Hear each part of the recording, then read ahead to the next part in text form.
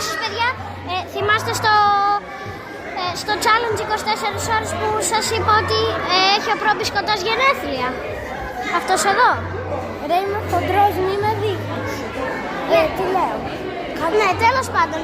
Έχουμε έρθει εδώ στο πάρτι του μαζί με τον Σταύρο GTA και είναι και ο Θέο Κίπερ μέσα. Πάμε μισό λεπτό να τον δούμε.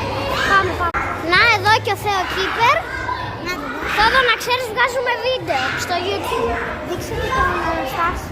Να, και ο Αναστάσης εδώ πέρα, δεν ξέρω αν το ξέρετε, έχει και αυτός κανάλι. Ωπα ρε, ο Σταύρος έχει subscribe. Μπράβο.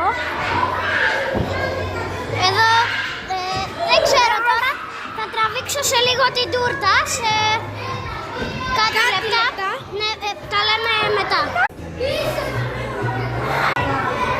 Τι να βγάλεις ρε Σταύρο, ρε Σταύρο. Τι να βγάλεις ρε φίλε. Live. Οκ, πάμε live. Guys.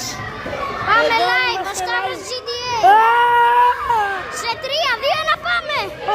Όχι, παραλίγο να το κάνω. Παιδιά, μπείτε όλοι στο live. Μπείτε όλοι στο live.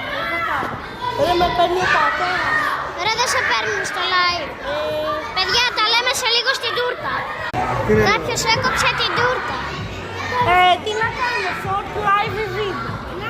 Έλα ντε, εγώ κάνω βίντεο τώρα. Έχω Παιδιά, πάρει όλοι. κάποιος έκοψε την τούρτα. Δεν πρόλαβα να το βγάλω, sorry. Τα λέμε μετά. Και αν κάνει ο Σταύρος GTA live, μπείτε όλοι να το δείτε. Δείξε την τούρτα. Την τούρτα την έδειξα. Και το controller. Να και εδώ, τα λέμε.